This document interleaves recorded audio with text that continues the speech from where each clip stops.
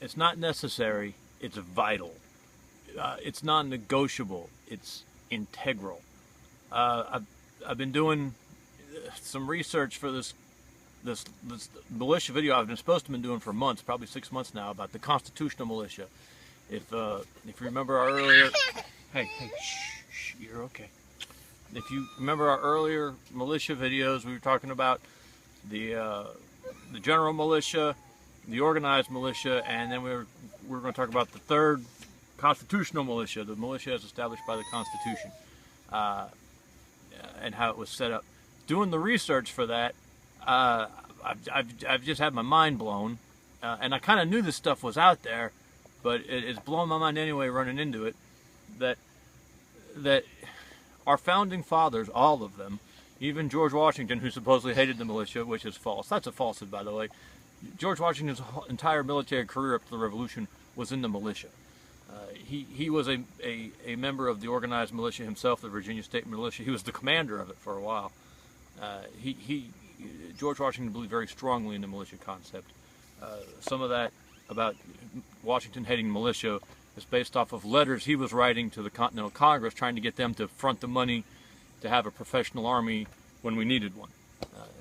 And he was talking about the inadequacy of the militia at that point, when the militia had called up and done its job and gave the country the time it needed to get organized and mobilized.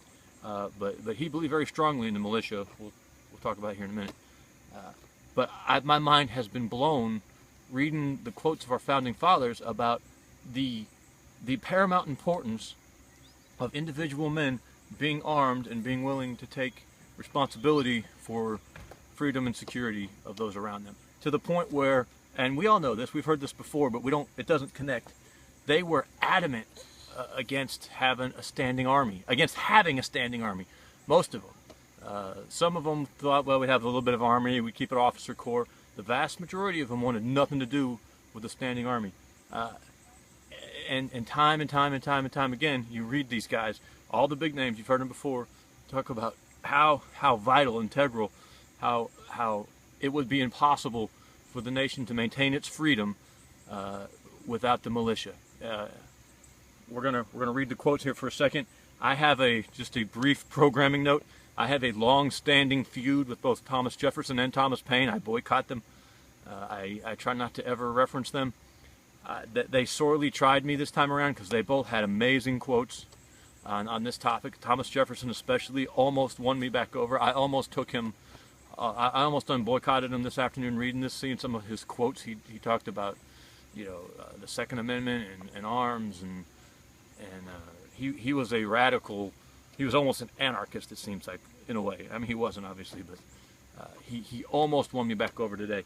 But we're going to talk about some of these things I was reading about the militia. This isn't my constitutional militia video. I almost don't want to do a constitutional militia video now, because I don't want to put the thought out there that the militia should be subordinate to the Constitution. The Constitution should be subordinate to the militia. I'm going to make some people angry with that, but I can talk about that more later. Look, here we're going to start with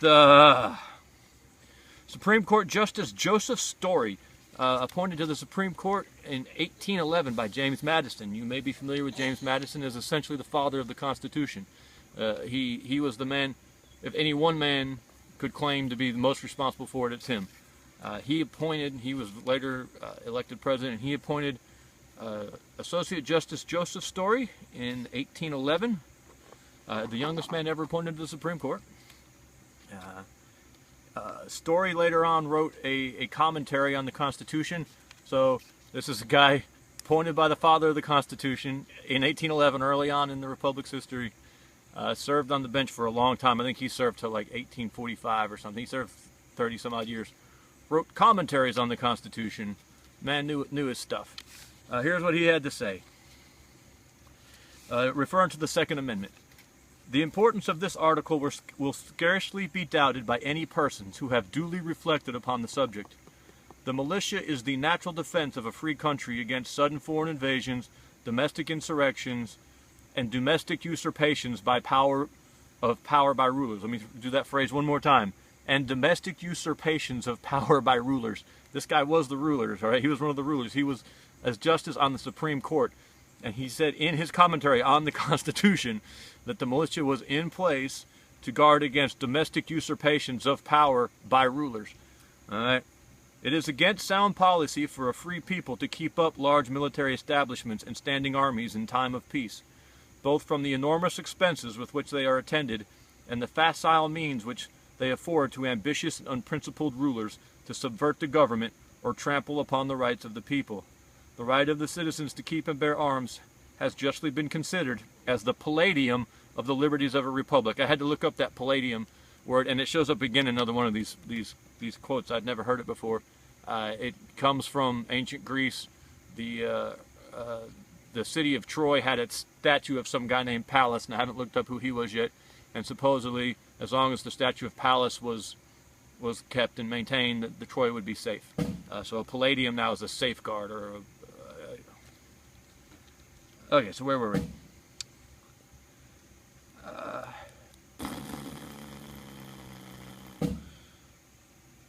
The right of the citizens to keep and bear arms has justly been considered as the palladium of the liberties of a republic, since it offers a strong moral check against the usurpation and arbitrary power of rulers, and will generally, even if these are successful in the first instance, enable the people to resist and triumph over them. This guy was one of my new heroes now. This is a justice of the Supreme Court who just laid out the argument for revolution. He's a revolting man. I would read this again and again and again. Let me read this last sentence, though. The right of the citizens to keep and bear arms has justly been considered as the palladium of the liberties of a republic, since it offers a strong moral check against the usurpation and arbitrary power of rulers, that's the government, and will generally, even if these are successful in the first instance, enable the people to resist and triumph over them. The Supreme Court Justice was saying we had to have our militia, we had to have our armed citizenry who took responsibility for freedom and safety and security in order to resist usurpation and arbitrary power of rulers. This was a different country back there, man, and we need to try to reclaim this. Another guy around the same time, St. George Tucker. I don't have this completely organized in my mind. He apparently wrote a book called Blackstone's Commentaries on the Laws of England, 1803. So this is early on in the Republic. But he's not Blackstone, and Blackstone was a real guy who wrote his own commentaries. So I don't know if St. George Tucker had an edition of Blackstone's commentaries or what. But this St. George Tucker was an American who had something to do with Blackstone's Commentaries on the Laws of England, printed in 1803. And he had comments he made in there in like an appendix or something. This is what he had to say. This may be considered as the true palladium of liberty. We got that word again, palladium. This may be considered as the true palladium of liberty. The right of self-defense is the first law of nature. In most governments, it has been the study of rulers to confine this right within the narrowest limits possible. Whenever standing armies are kept up and the right of the people to keep and bear arms is, under any color or pretext whatsoever, prohibited, liberty, if not already annihilated, is on the brink of destruction. Liberty, if not already annihilated, is on the brink of destruction. This was a law book of this was like a textbook almost on the laws of the time, and written into this law book in 1803 is this idea that the people have to rise up against the government and keep it in check with their personal arms. This wasn't just mainstream thought. This wasn't like an accepted theory. This was the accepted theory. This is what was taught. This is what people believed. To these people, the militia and private citizens' gun ownership was the palladium of the republic. It was the bulwark which, as long as it was maintained, would protect the republic. When you're just saying a palladium, just doesn't mean it's a protection. It is the thing that keeps it safe. The statue of Pallas in Troy was the thing that was keeping Troy safe. And when the statue was up, Troy was fine. And the statue was down, Troy was done. I think I just mumbled that. The right to keep and bear arms and the concept of the militia, the true concept of the militia, of each and every single man being responsibility for safety and security and being willing to band with other men to protect it, is the palladium of our republic, of our liberty. You could almost say it was parasiticidal. When I was looking up palladium, I also ran across parasiticidal. Parasiticidal is something that is bad for parasites. And obviously usurping rulers are parasites. And so the Second Amendment is parasiticidal. We're going to start running through this. It sounds like the kids are about to start getting in trouble. There's this really neat guy named Tench Cox, who I've never heard of before. He wrote for the Pennsylvania Gazette during the Revolution and immediately after, during the Continental Congresses and the conventions and whatnot. Kind of a neat guy. I'm not sure what to think about him. He may have been a British sympathizer earlier in the war, but he got turned around, and we don't know for sure he was. And he was a member of the militia himself after that early part. He wrote this guy was a great writer. Now he's got all kinds of quotes. He's amazing. If he was a British sympathizer, I don't care, because I like what he had to say so much, and whatever his individual treason was, he more than made up for it with his the powers of his words. That sounds like something a liberal would say. I might need to rethink that. Here's Tench Cox in the Pennsylvania Gazette, February 20th, 1788. Who are the militia? Are they not ourselves? Is it feared then that we shall turn our arms each man against his own bosom? Congress have no power to disarm the militia. And who's the militia? It's us. Congress have no power to disarm the militia. Their swords and every other terrible implement of the soldier are the birthright of an American. The unlimited power of the sword is not in the hands of either the federal or state governments, but where I trust in God, it will ever remain in the hands of the people. And this wasn't just, some crazy guy putting out flyers. Remember, the seat of government at that time was in Philadelphia. Yeah, and I think that's where this Pennsylvania Gazette was out of, was Philadelphia. So this guy's speaking to all those people in 1788. He's talking to the bigwigs, literally the wigs. Alexander Hamilton in the Federalist Papers. I've only ever looked at the Federalist Papers like a little bit in the past, and I've engaged with 2 of them now, and I have lost a lot of respect for these men. They were completely wrong in a lot of their conclusions. Both Madison and Alexander Hamilton said some things would never happen. That's ridiculous, and it's exactly what happened. But I do agree with where they were coming from, and Alexander Hamilton probably said it as well as anybody else. In a Federalist Paper number 28, if the representatives of the people betray their constituents, there is then no recourse left but in the exertion of that original right of self-defense, which is paramount to all positive forms of government. Let's take for 1 second. This is one of the guys who was big in pushing the Constitution, writing in explaining the Constitution. That's what the Federalist Papers were. They were a bunch of propaganda broad speech sent out to all these newspapers, arguing for why the Constitution should be ratified. And this guy is saying that revolution against the government is just obvious. Obviously, it was obvious to them because they just had a revolution, but it was just, you didn't even argue it.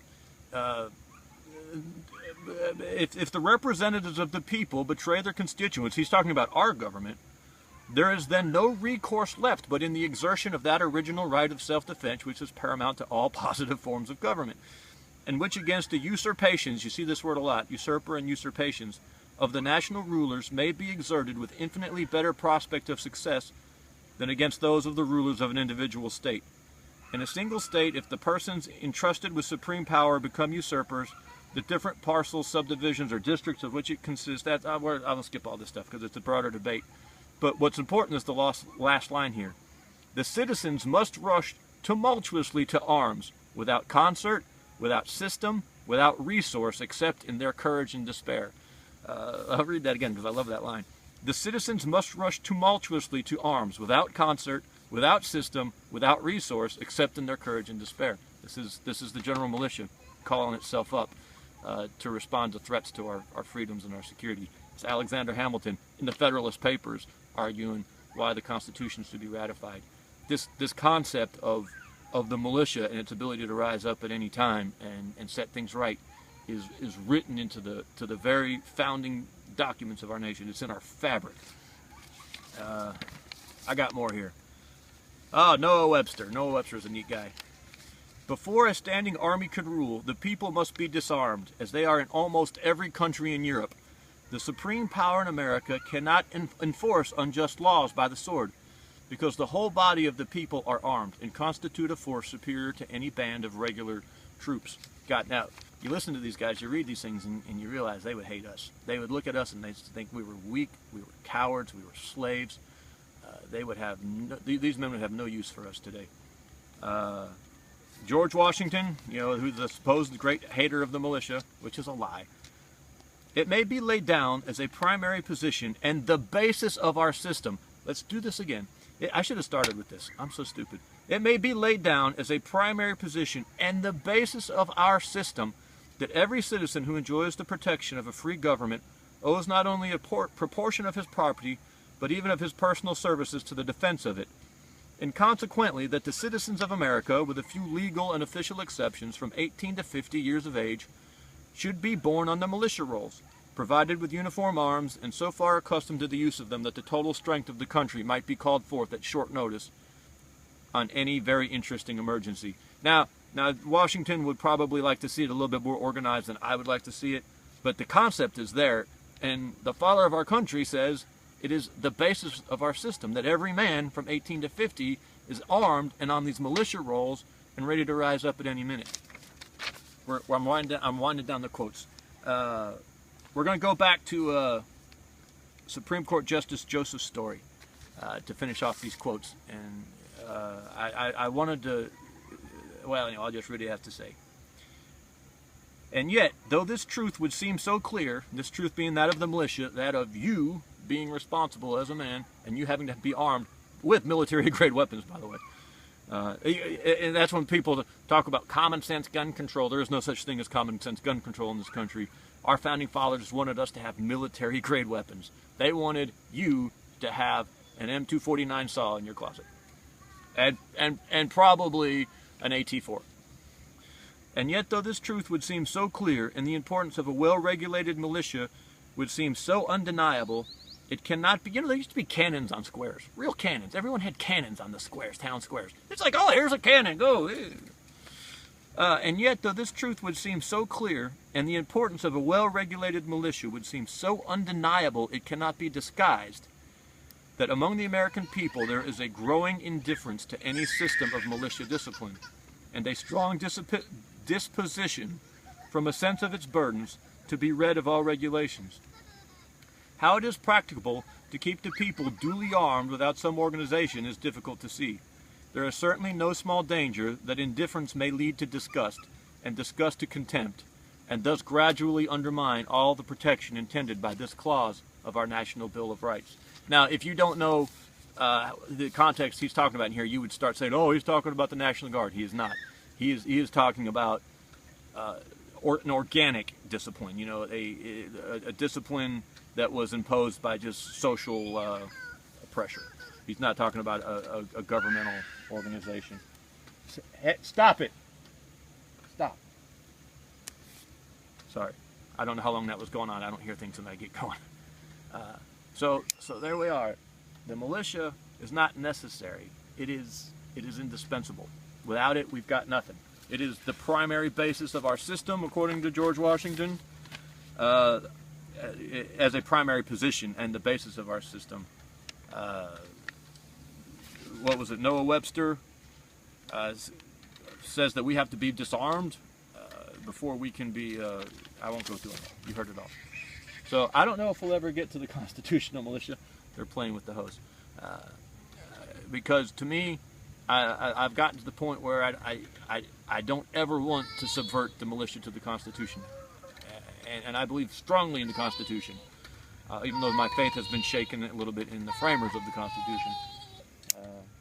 So there you go.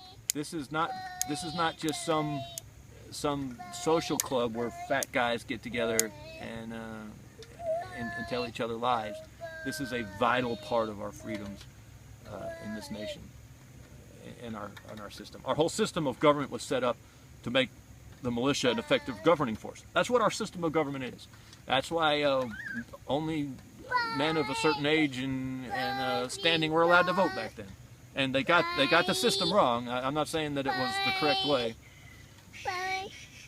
It should never been based off of race or wealth, but the concept was that fighting age men who are responsible for everyone else's freedom and security and safety were the ones who were going to have to make these decisions, because they were the ones who were totally responsible.